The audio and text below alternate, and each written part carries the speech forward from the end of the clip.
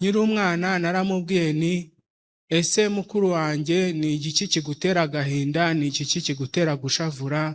Arambwira ati ikintu gihangayikisha kuruta ibindi ni inzara.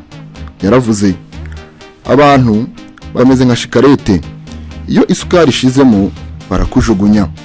Yaravuze mubyeyi uzarera umwana wawe umuhe buri kimwe cyose, ariko ntuzigere umurera bujeyi.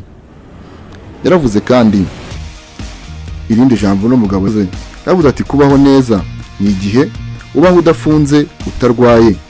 Yaravuze kandi ibanga ryo gutsinda ni ukudacika intege no gutekereza neza. Yaravuze kandi ati amafoto meza, filime documentaire, kuzamura imbuga nkoranyambaga, YouTube, Facebook, Instagram n'izindi. Nta handi wabisanga atari kuri Prosper Picture. duhamagare kuri 0785 54 70 605 Kigali. ndabasuje mwese murimo kudukurikirana ku mashusho TV.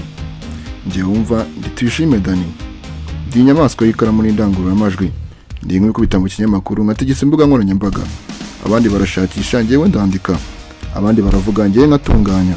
Aho nkojeje ibirenge imibare irahinduka, vibe ikazamuka, n'ukuri kwari kuri guhishe kukajya hanze. Ndi umunyamakuru usanzwe, yita architect of content.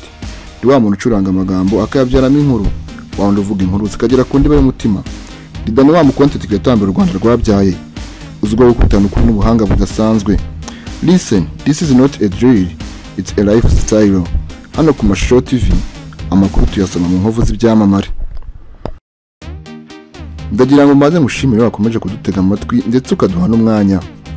Aya namwe mu magambo y'ubwenge akomeye cyane nyakwigendera wacu Karasira Aimable yasize avuze, ndetse akaba atazava mu matwi no mu bitekerezo by'abayumvise. Ijambo rya mbere umugabo yaravuze ati ubuzima ni nk'ikizamini, ni nk'ikigeragezo, ni nk'igihano. Ijambo rya kabiri yaravuze ati abantu bishima umunsi bahembwe, indi minsi ni igihano, ni imibabaro. Yaravuze ati irindi jambo n'umugabo ze, yaravuze ati kubaho neza ni igihe ubaho udafunze utarwaye. Yaravuze kandi ibanga ryo gutsinda ni ukudacika intege no gutekereza neza. Yaravuze kandi ati nta kintu gishobora kwikora kuri iyi si, bisaba guhozaho ndetse no kubiha umwanya. Yaravuze kandi ibyishimo ni igihe cyose umuntu adahangayitse. Birumvikana ko mu gihe waba uhangayitse nta byishimo byaba bihari. Yaravuze kandi ikintu gihangayikisha kuruta ibindi ni inzara. Yaravuze abantu bameze nka shikarete, iyo isukari ishizemo barakujugunya. Yaravuze mubyeyi uzarera umwana wawe umuhe buri kimwe cyose, ariko ntuzigere umurera bujeyi. Yaravuze kandi umugabo nyamugabo ni umuntu wese wageze ku ntego yihaye. Bishatse kuvuga kubwo ngubwo waba turageze ku ntego yawe, icyo gihe ntabwo uri umugabo nyamugabo. Yaravuze ati urupfu niho hantu umuntu abonera amahoro. Bishatse kuvuga yuko urupfu ariho hantu honyine umuntu ashobora kuba yabonera amahoro. Yaravuze isomo twakwigira ku ntuma ni ubudahemuka ku bashakanye, kuko intumwa iyo yapfakaye ntiyongera gushaka. Yaravuze kandi inzoga ni mbi, ariko bigufasha kwirengagiza ibibazo byose wari ufite. Yaravuze kandi amahoro n'umwaka ntibibaho, ahubwo tubaho mu ngaruka z'ibyo twakoze.